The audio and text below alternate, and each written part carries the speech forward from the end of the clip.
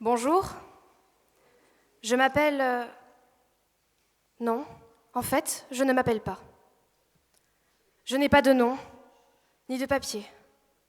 Tout s'est perdu lorsque je suis partie de chez moi. Le voyage, le changement, une autre vie, un autre lieu. Je ne sais plus quand ni comment. Ce que je sais, c'est que j'ai disparu. Légalement, je ne suis pas. Pourtant, ne suis-je pas ici, debout, devant vous ? Mais la loi a fermé les yeux sur moi. Elle ne me voit pas, donc je n'existe pas. Privée de mes droits de citoyenneté, ce que je suis se limite donc à un seul mot. Apatride. Quelle vie s'ouvre alors devant moi ? Comment passerai-je mon permis ? Comment envisager mes études ? Me marier, fonder une famille ? Comment vais-je grandir ?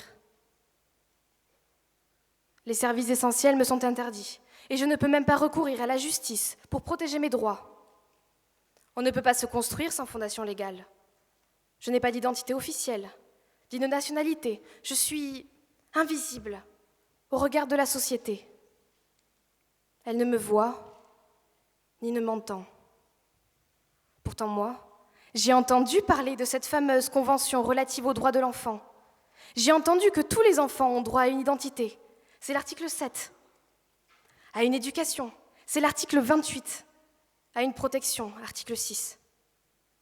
J'ai vu, moi, un 20 novembre, les banderoles dans la rue. Et elle disait « Aujourd'hui, l'UNICEF organise la journée des droits de l'enfant ».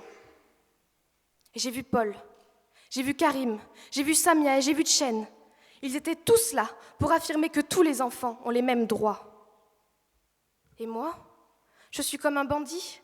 Je suis un hors-la-loi, un hors-la-vie. Pourtant, est-ce ma faute ? Quel crime avons-nous donc commis vis-à-vis de l'État ? Nous, les délaissés, les oubliés, les effacés. N'est-ce pas plutôt l'État qui nous tient à l'écart de nos droits fondamentaux ? Article 8. Les États parties s'engagent à respecter le droit de l'enfant de préserver son identité, y compris sa nationalité, son nom.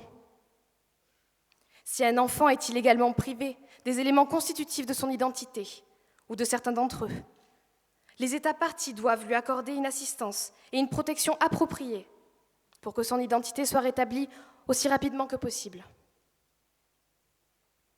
Ils doivent lui accorder, mais ils ne le font pas.